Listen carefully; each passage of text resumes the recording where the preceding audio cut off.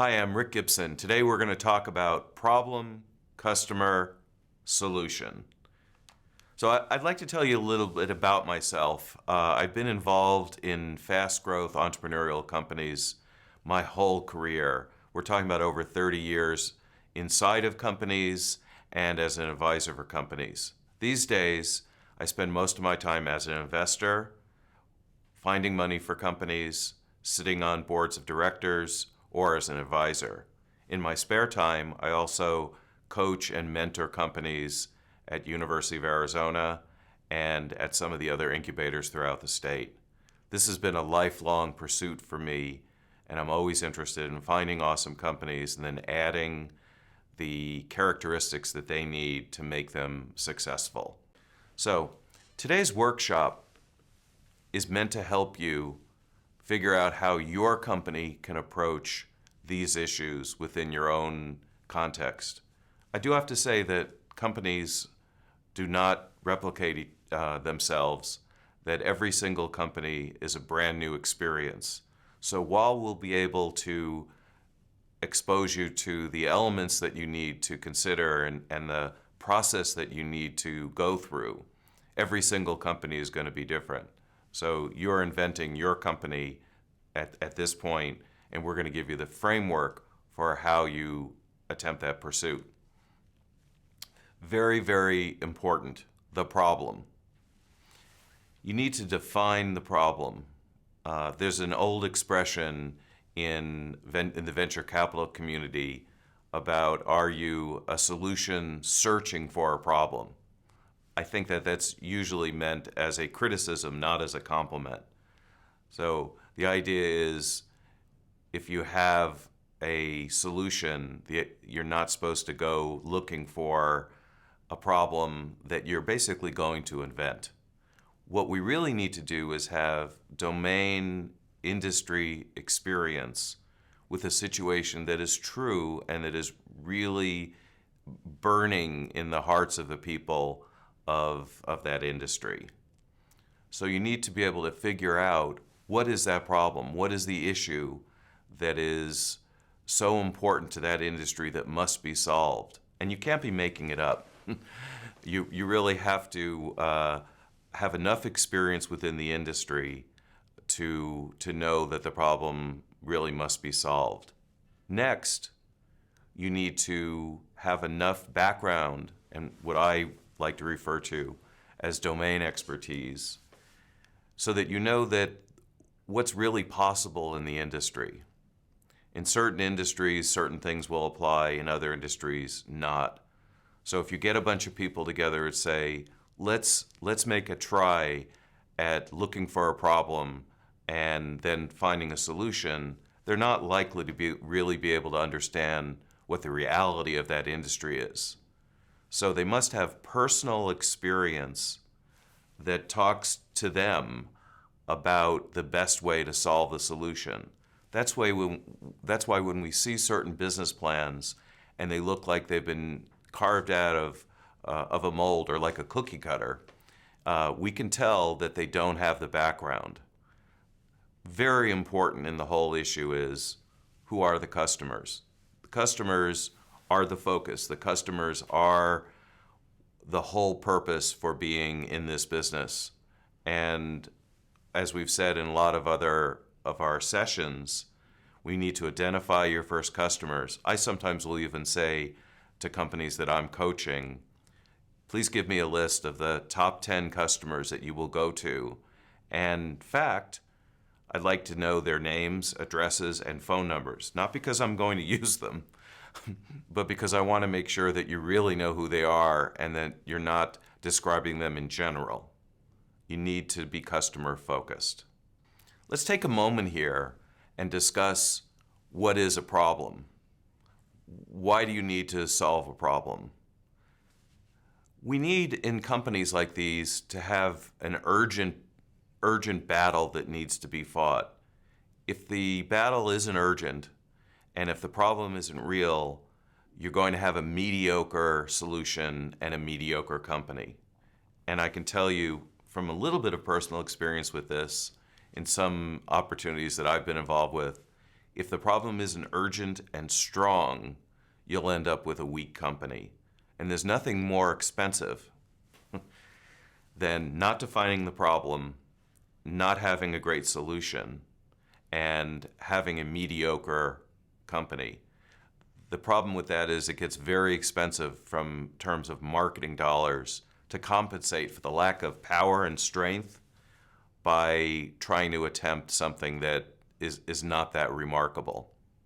So we have a couple of challenges here. It's your turn to start getting involved with the presentation. True or false?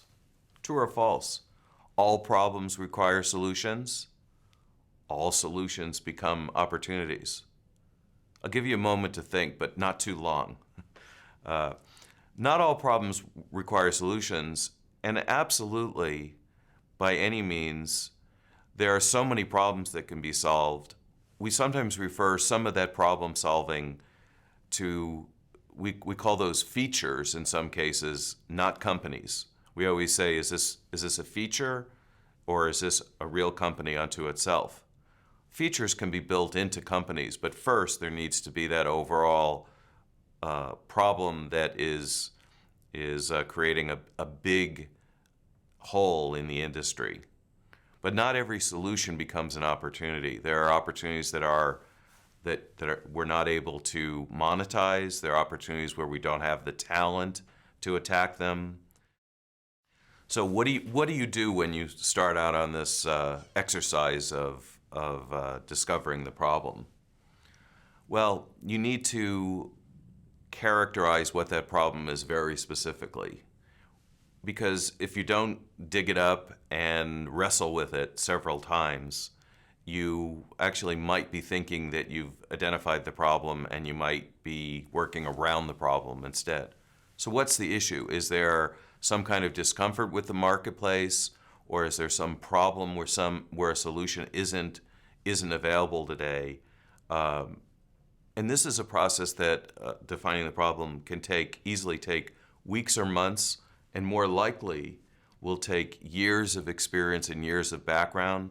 This is why I have one of my key obsessions, I've used the word earlier, domain expertise, is the more important it is to have the domain background where the founder of the company, where you are in a position to really understand the problem that's occurring, not because you saw it once, not because you heard about it, because somebody said, hey, here's an opportunity for you and your company.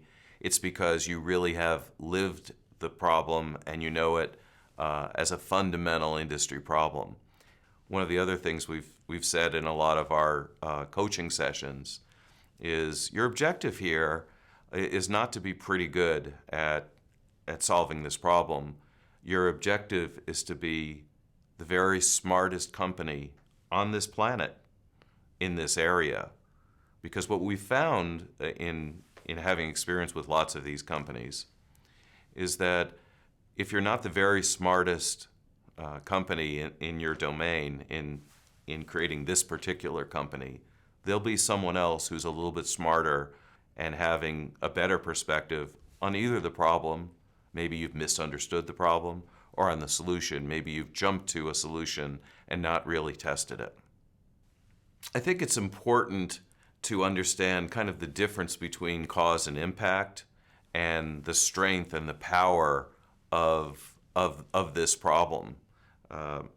Because we're motivating people sometimes in an economic environment that's not as strong as other times, we need to make sure that the impetus is strong enough to get people to change their behavior. Remember that in a lot of cases, our competition is not only the other companies in the industry, our competition can be that the consumer does nothing. And that's why the impact has got to be long-lasting and not temporary. We don't want to provide a solution for an industry problem and find out that 8 months from now, which might only be a few months after we launch, we don't want to find out that problem really has gone away. We also need to know the impact of that problem. So in a lot of our presentations, our executive summaries, our PowerPoints, and our business plans, we need to refer to the total addressable market. So it's not just the largest market. For instance, if you're in the business of designing a new high technology windshield wiper sensor, you could be tempted to quote the size of the total automobile industry, whatever that number is, $500 billion. I'm just guessing. But when in fact the marketplace for new technology windshield wiper blades might be as little as $1 billion. So we need to know where that market is and what's happening. And most of all, the urgency. Because we've found that a lot of industries actually get their best start when there's a measure of urgency. Industries like the video business, industries like in the entertainment area, in medicine, in other kinds of sciences, there's always a big ramp up and a really strong path when there's a giant problem to solve. And it's easy for us to see. We can use good examples. Things like the expressions, well, are you curing cancer? Or have you found a solution to the AIDS problem? Those are just very strong examples. And in a way, those can be sort of in the distance guiding us to help us measure, well, do we have a solution that really matters? Or is it something that matters to us and our friends, but we really haven't done the proper investigation to the impact on the world? I think that all of us, while we build businesses for several reasons, one of the things we absolutely want to do is make an impact on the world. And I think that comes from understanding the cause and then the impact. As you can see, even with my presentation today, I try to personalize. I try to give you some of my background references on why some of these issues are important to the customer, to the solution, to the problem. And I think the same thing goes when you're making your decisions and when you're defining your problem. I think that you can start by seeing it from your own point of view, and then from that of your advisors and your sort of counsel, the group that you talk to most often. But I think the next step is to figure out how others feel about it. As with a lot of the companies that I've been involved with, it starts by a personal passion. It starts by the interest that I have in a problem. But then what I do is I go out and I validate. And I think this is the important thing that you can do when you're first growing your company. And this is another phenomenon that I want to share with you as really important in discovering the problem and then figuring out the solution. You need to be able to evolve. Evolution in a fast growth entrepreneurial company is really important. We start with our basic fundamentals, but we grow with all the information we bring. And you need to connect this to your audience. And the best way of doing this, frankly, for you, is by presenting your company and your view on your company with others on a regular basis. I'd say several times a day, almost like once in the morning and then once at bedtime and then with meals, actually, constantly, because every single presentation that you make will be a way for you to test out your own understanding. Am I presenting this properly? Am I saying the things? Do I hit all the right buttons?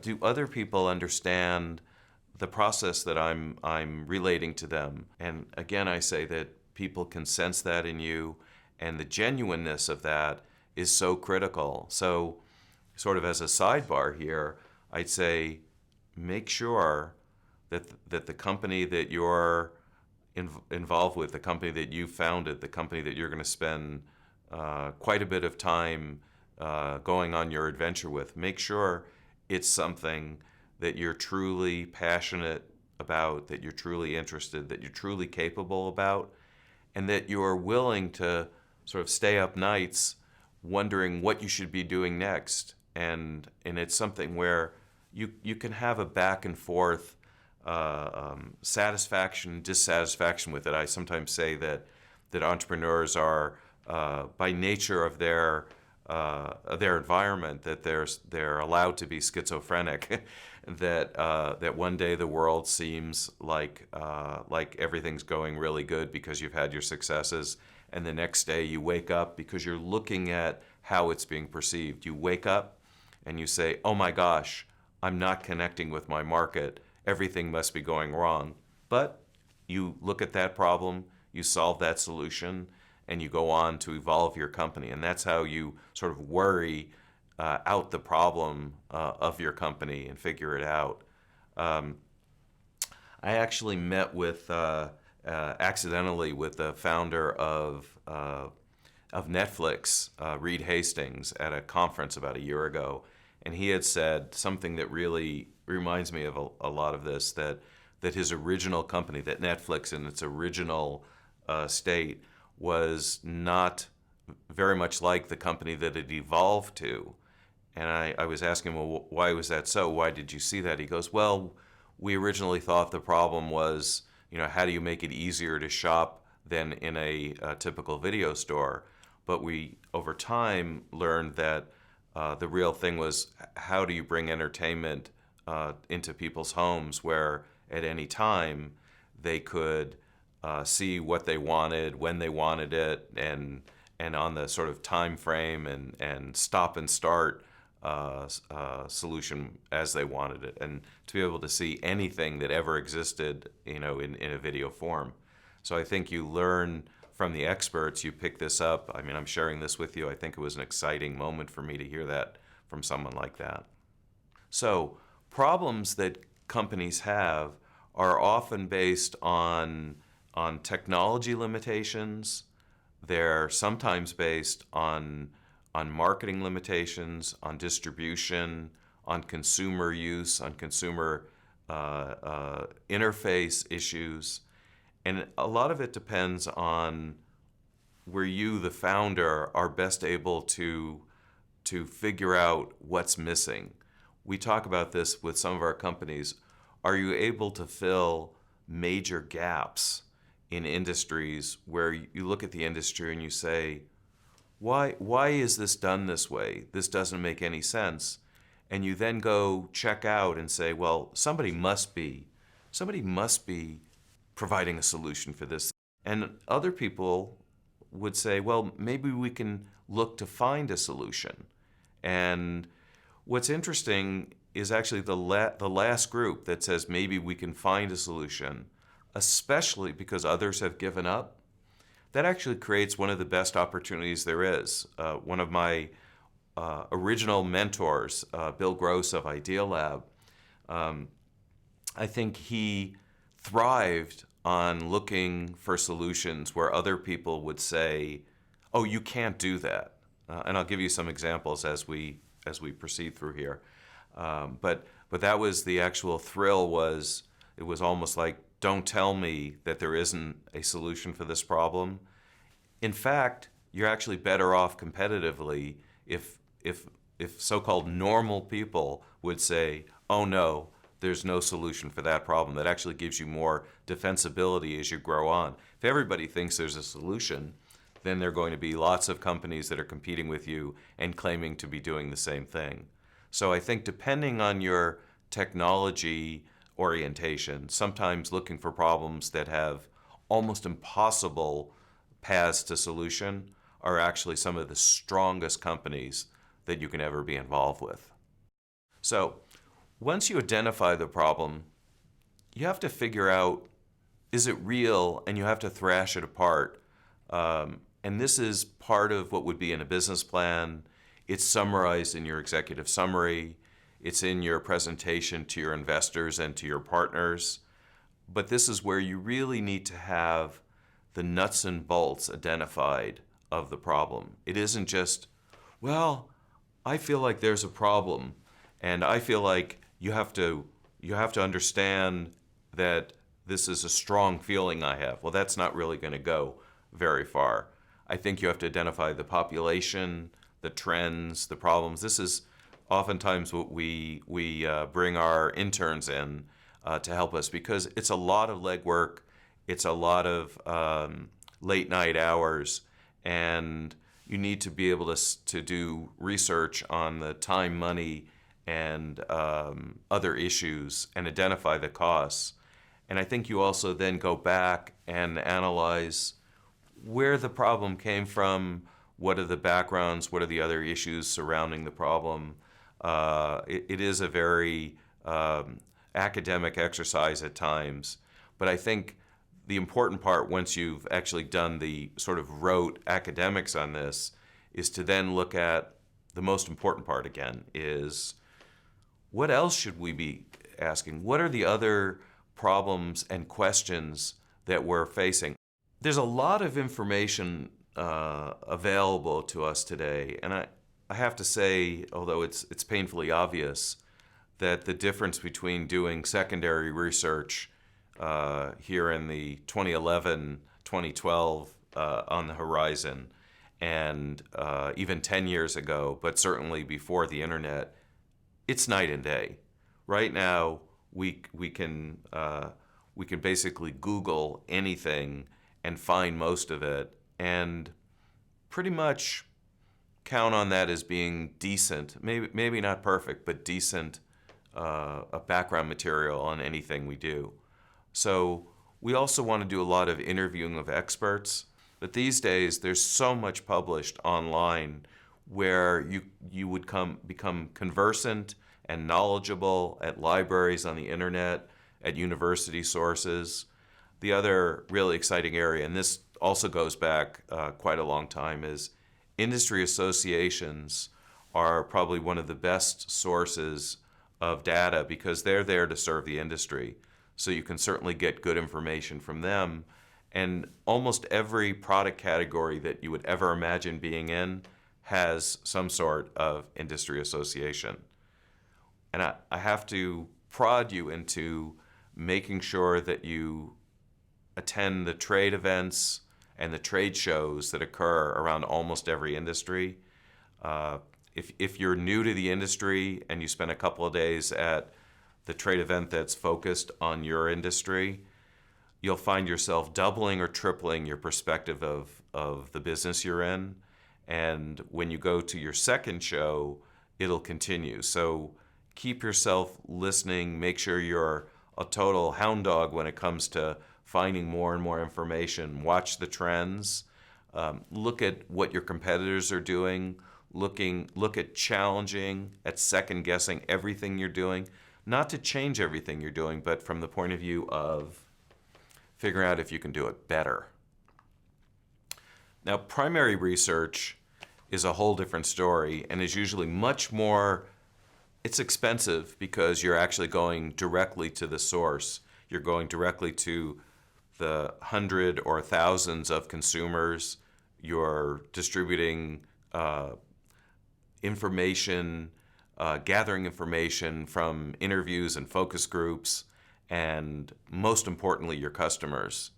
But I think that if I had to emphasize one aspect here again and again, because I'm very customer focused, is your customers, the ones that actually write you a check or pay you for the product, are absolutely your best source of knowledge and information about your industry.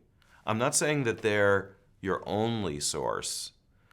I'm saying without that, you can surely go wrong. Your customer is the one that's going to make the final decision that generates business from you. They're writing you checks.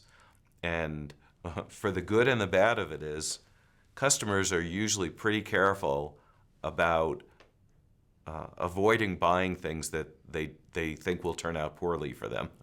So while you'll have some customers that should be buying from you, and they're not, you also have other customers that are second guessing you and making your life miserable in that they're testing your ideas for you.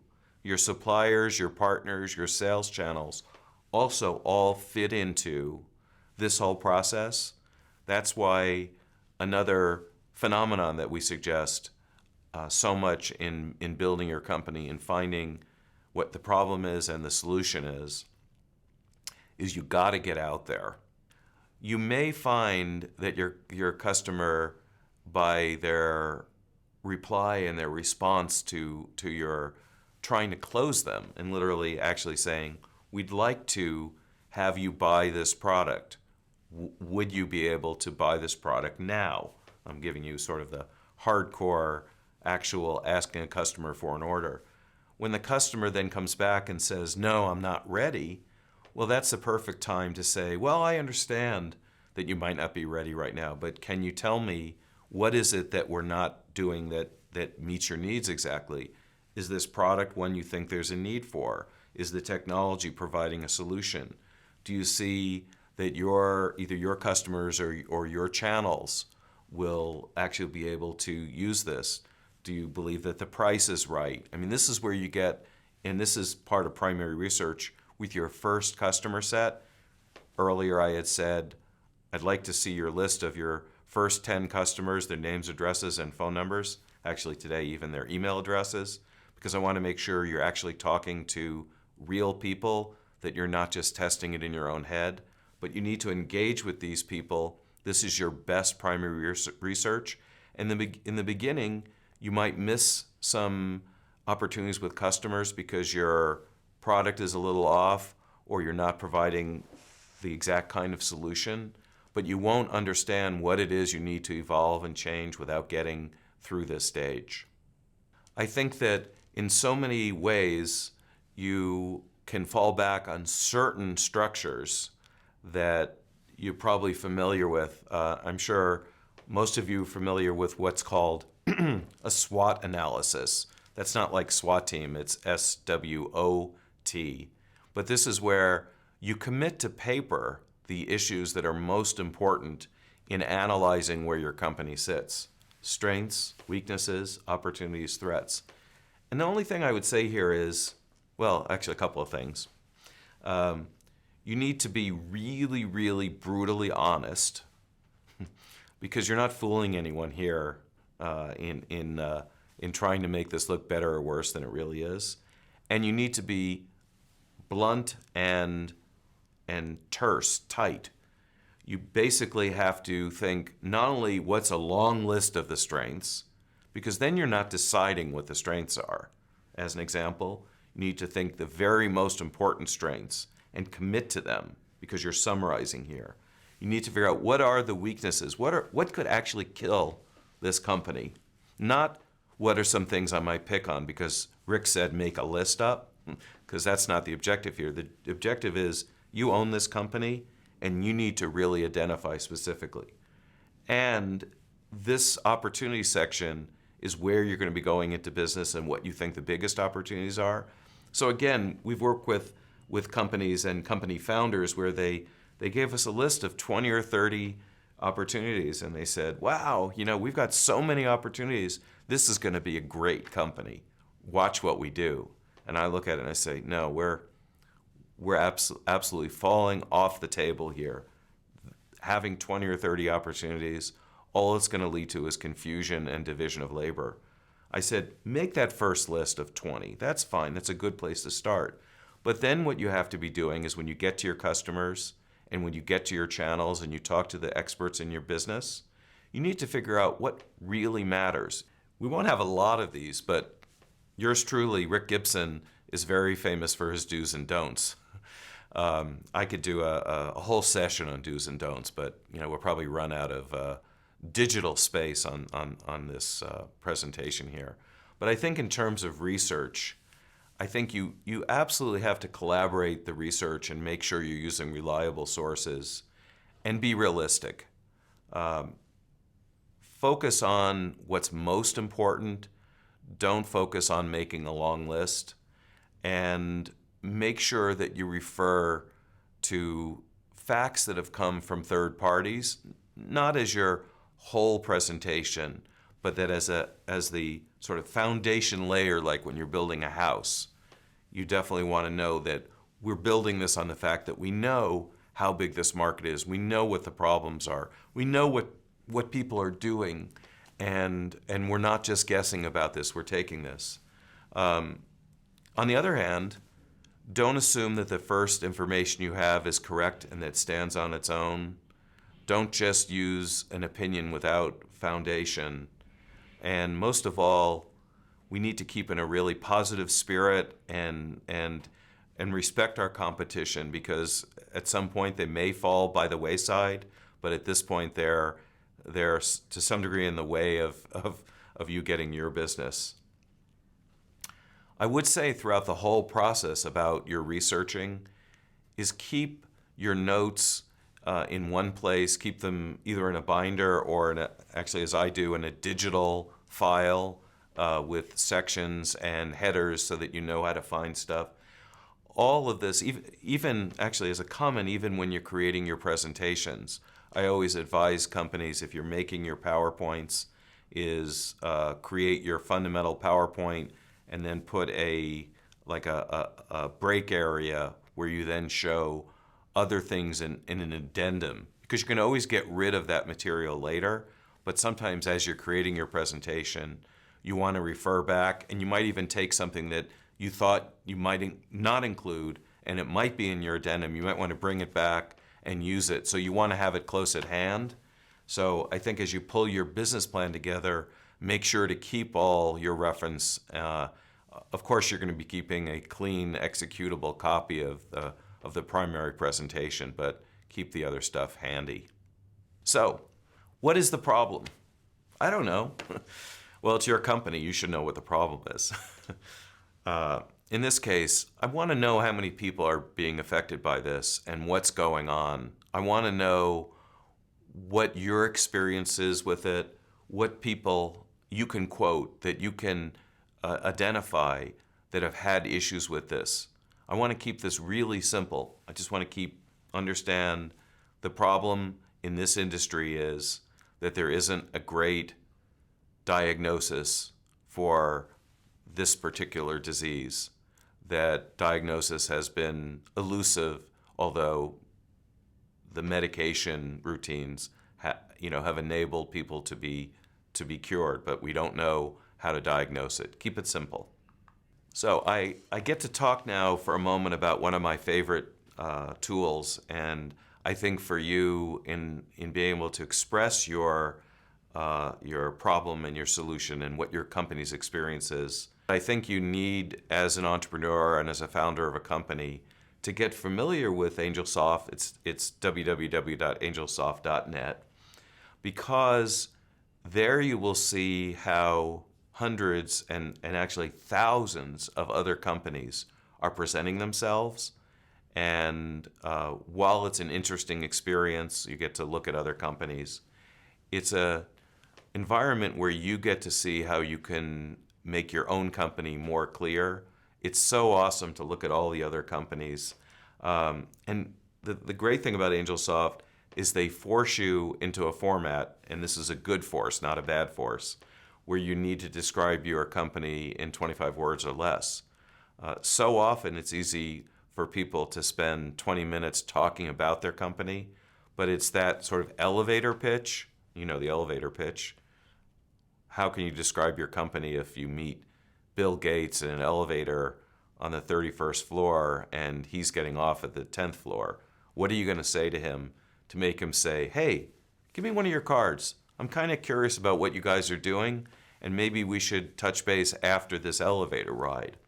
But if you can't describe that in 25 words, you're not going to be able to capture people's interest.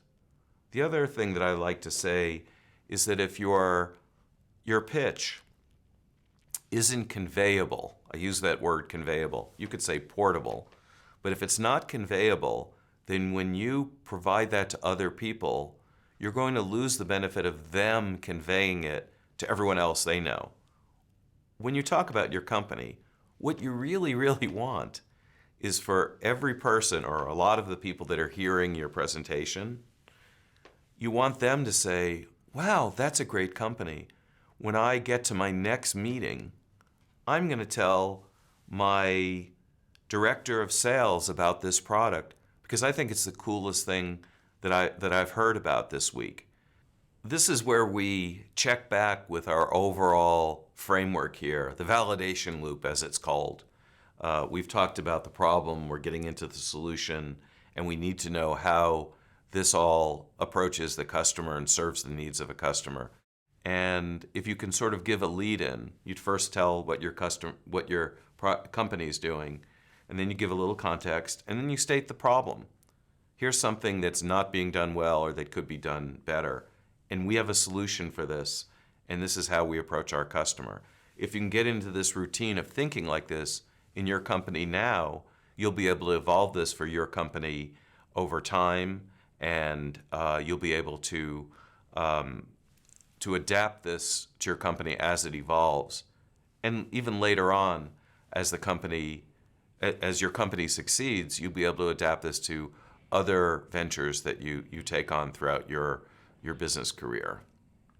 So what we're going to do now is attack the issue of solving the problem. What's being done right now? I think this is, as I mentioned before, that part of the context of how you're deciding what your company should be doing. Part of the context is what's the current situation? I talked about when you identify the context and then you identify the problem, you want to discover what the status quo is. You want to understand that again better than anyone else in your domain on this planet, because then that gives you an opportunity to figure out what your solution is going to be, and also to reveal to your market why no one else is doing something about it. You don't have other companies that are simply saying, we discovered this problem, simple. We discovered a solution. It's not like a solution that's written down as a secret formula on a piece of paper. What really matters very much is that you and your co-founders and your management team are the ones that have a particular capability to solve this problem, and that's what makes it unique to your company, and that's what makes your company especially equipped to be able to provide this solution that people sometimes say, well, it's not just if I give you the answer, then you could start my company. Well, no, that's not the case, because just simply knowing the problem and knowing the solution and revealing that secret is just the beginning. What's most important is the ability to execute, and why you and your company are particularly capable of starting and finishing the provision of that solution, and that you're particularly capable of serving your customer base because you've identified them, you know what they need, you understand what their issues are, and again, very customer focused. Is there a solution? Well, there's some very fundamental things here, and it starts with is it possible for someone to actually create a solution which a customer can use? Now, I mentioned earlier that it's really, really great to have a technology that discourages your competition to not try to tackle this problem. And I think that's very valuable, in that your competition would say, oh, no one can do that. We can't discover the answer for that. We don't have the technology. We haven't figured that out. No one can. That's good. But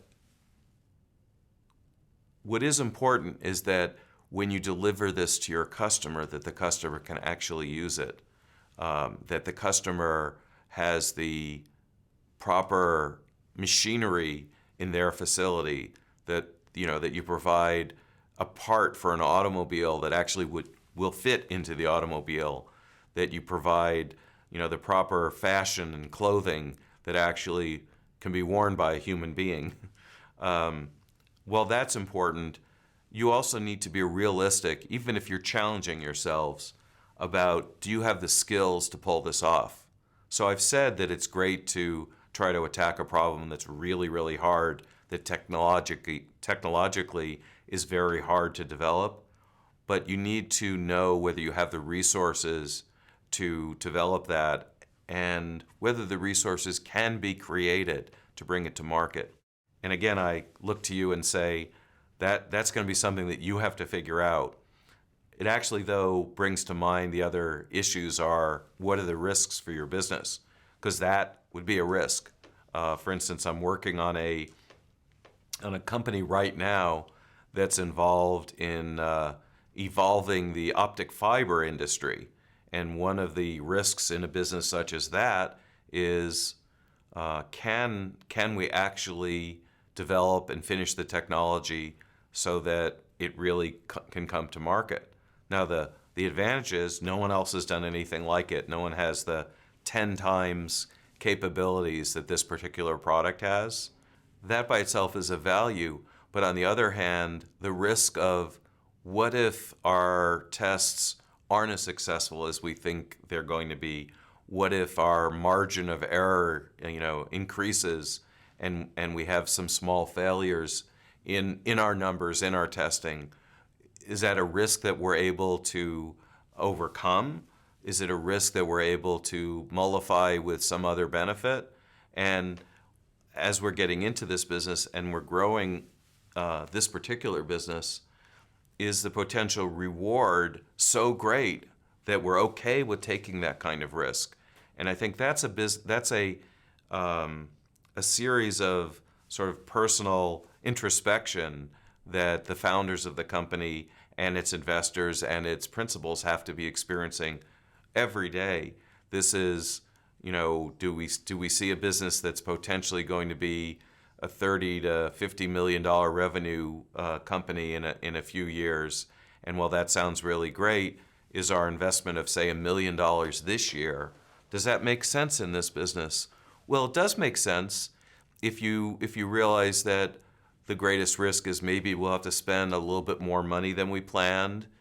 Maybe it's a risk of time where we realize that this may take us 6 months longer than we planned. Those aren't killer risks. This is how, with you and your domain expertise, which I know you have by now because we've been talking about it, with your domain expertise, you're in a position where you know whether it's worth a risk, and you've lived and breathed your company now for quite some time.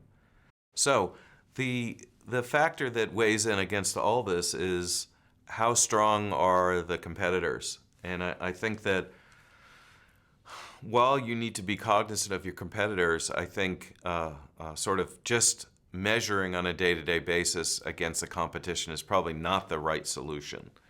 What we need to focus is how we differentiate, and to spend our time on innovation, not on sort of nickel and diming our comparison with competition.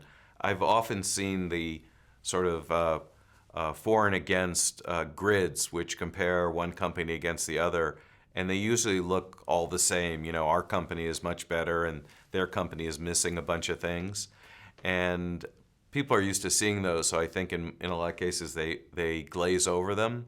So I referred earlier to the elevator pitch and to the quick pitch that you give when you only have a few minutes. Is that pitch in itself should be so clear and so strong that your solution is proven to be better.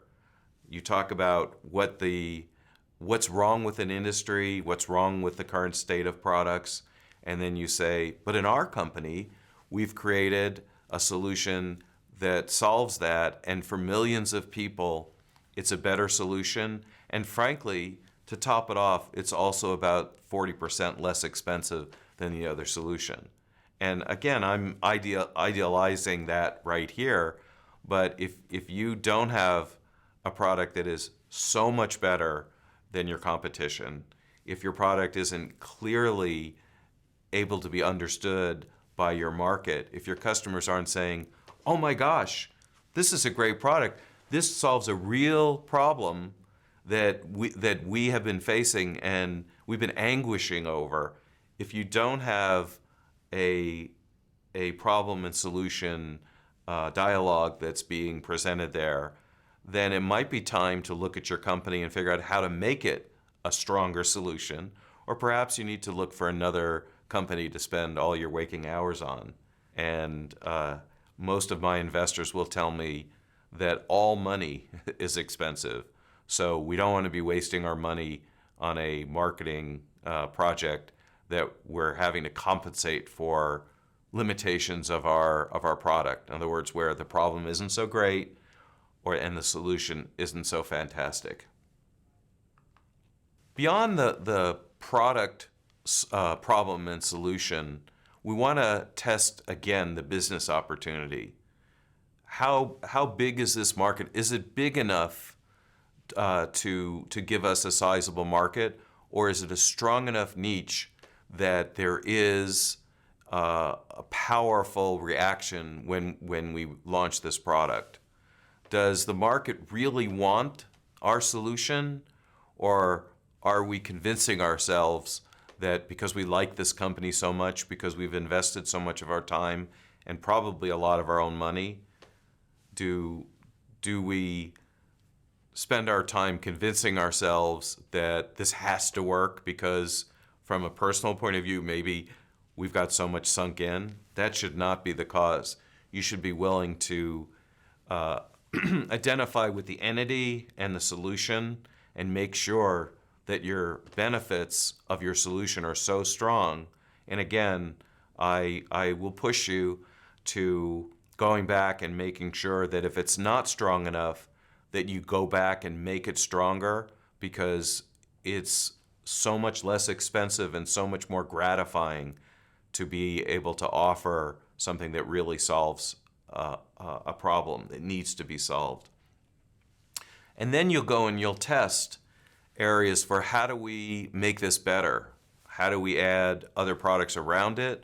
How do we make products that are variations on it? How do we integrate with other products that we have, with partners that we know about? And how does it all shake out from a price point of view?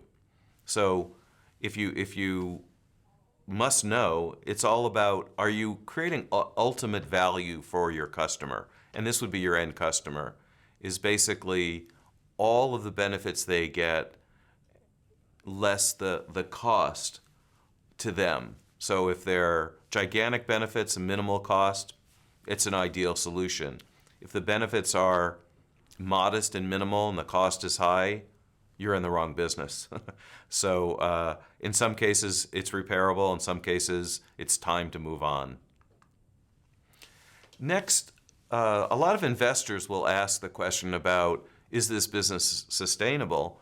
Mainly because they want to make sure that it's going to last long enough that they'll be able to see profits from it, but more likely they'll be able to see some kind of exit from the company.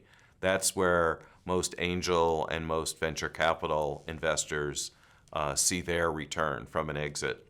So simply put, do you have profit after your expenses are deducted from your revenue?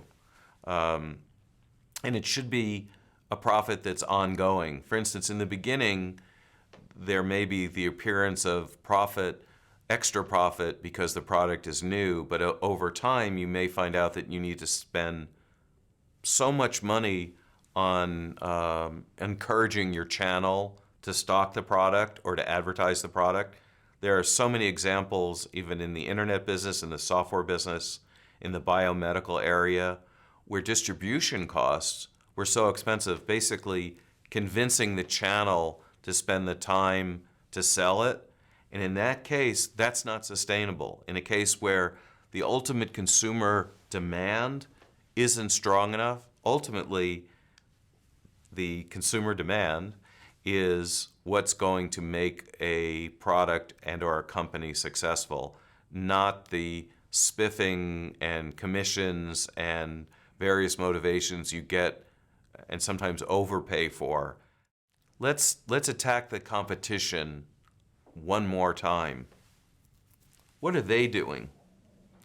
And how can you actually see what your solution replacing theirs? What's going to happen when they realize that you're on the market? I think, again, this goes to our discussion earlier about making sure you're doing something that's really unique, that really responds to what the market wants, not just what your competition's doing. You want to make sure you're doing something that is that's innovative in some way, so your competition won't simply see the problem and the solution you provided and say, well, we'll do that. Or worse yet, we'll just lower our prices by a lot. So we want to understand what position they're in, and we don't want to offer a Me Too product. We don't want to offer a product that's just like theirs and 10% less expensive in the market.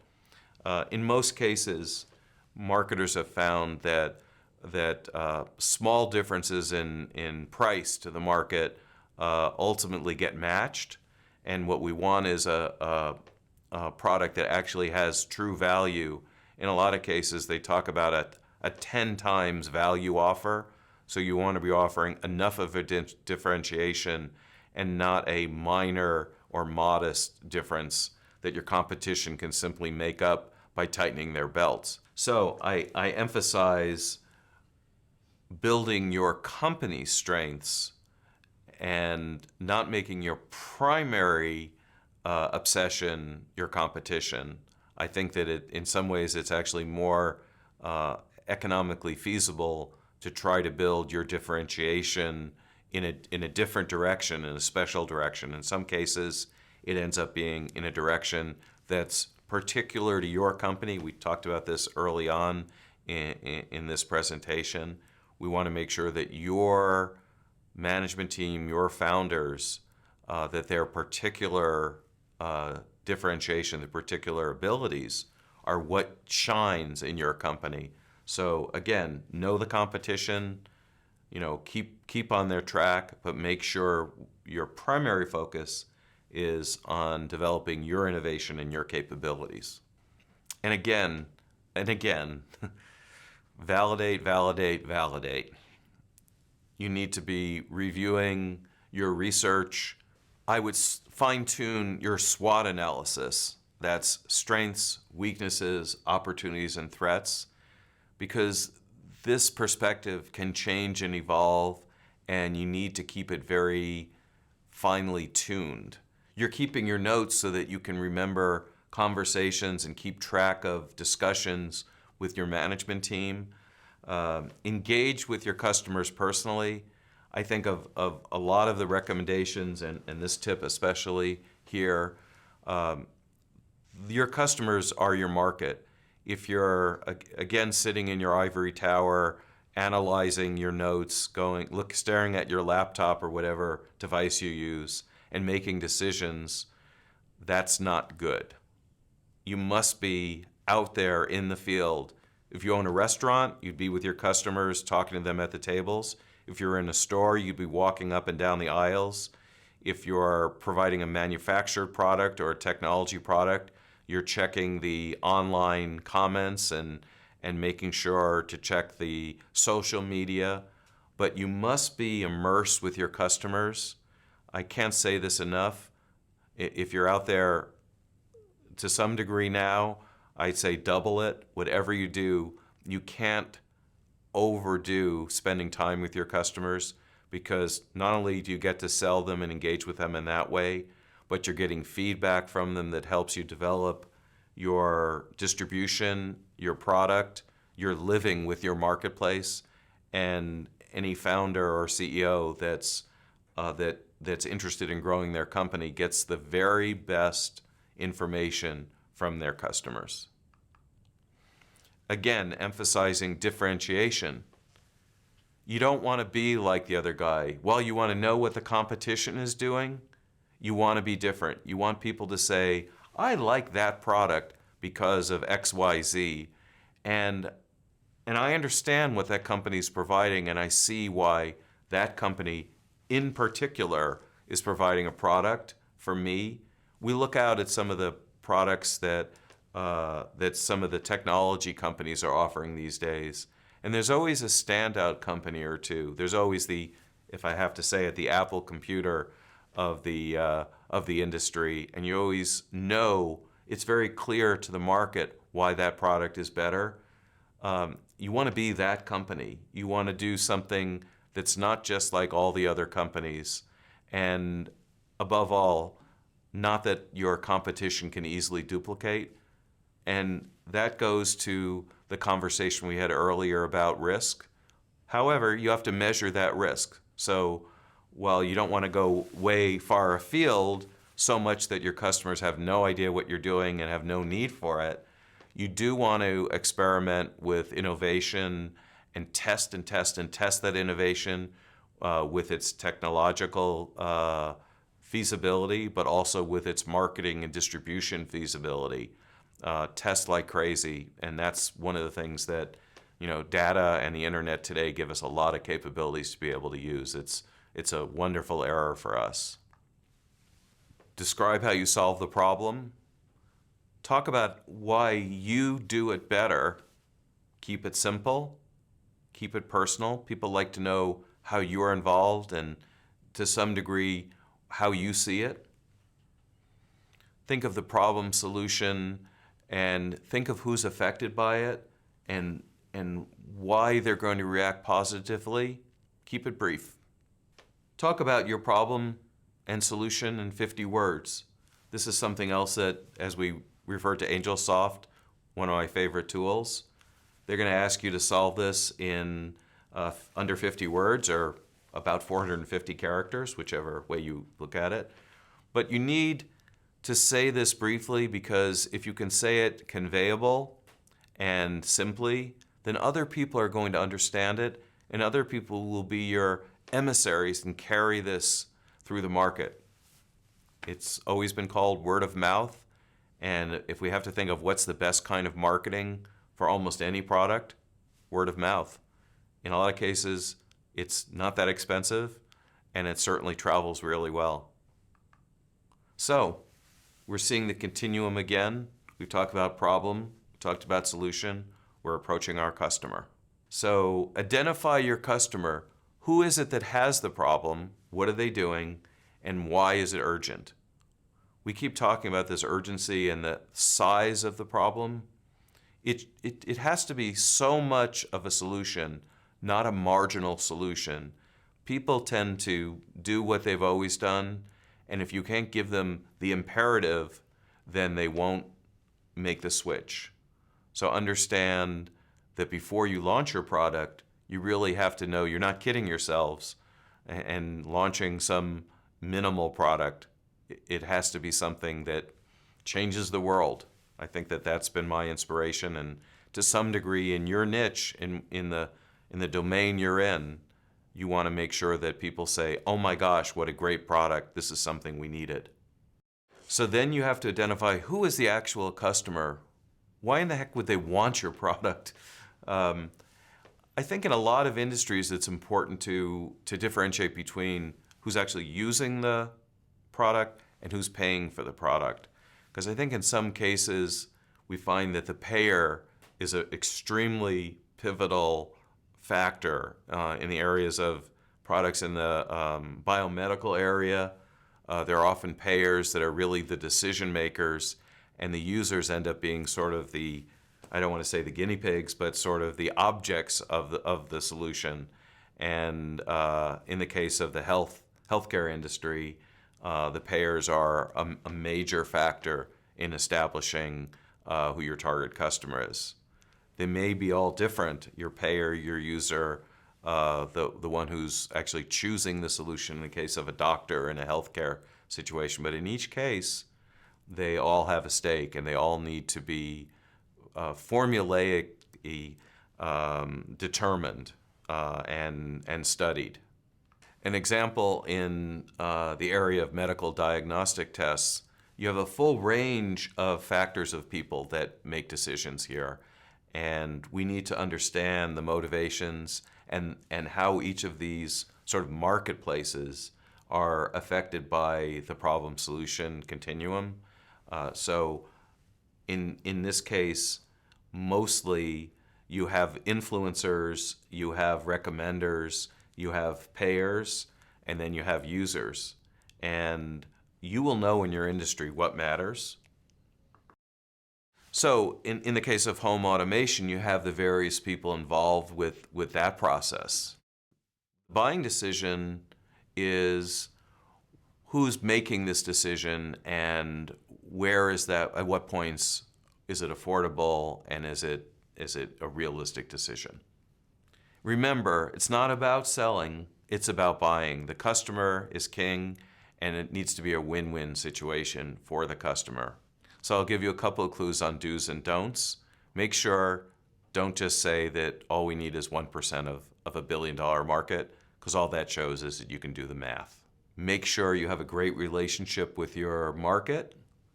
And as I've said before, now we're making an assignment. Identify your top 10 customers. Write them down now. It's important. This is the continuum. We're reviewing it one more time. So we understand the problem, we identify the solution, and we understand and identify our first customers. So these are the discussion questions in your workbook, and we want to make sure that you attend to each one of them specifically. What are the factors that create the opportunity of your problem? How important is the problem to you and why?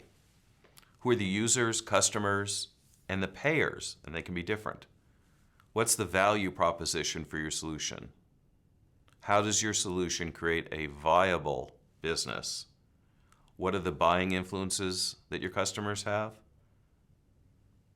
Why would customers want your solution?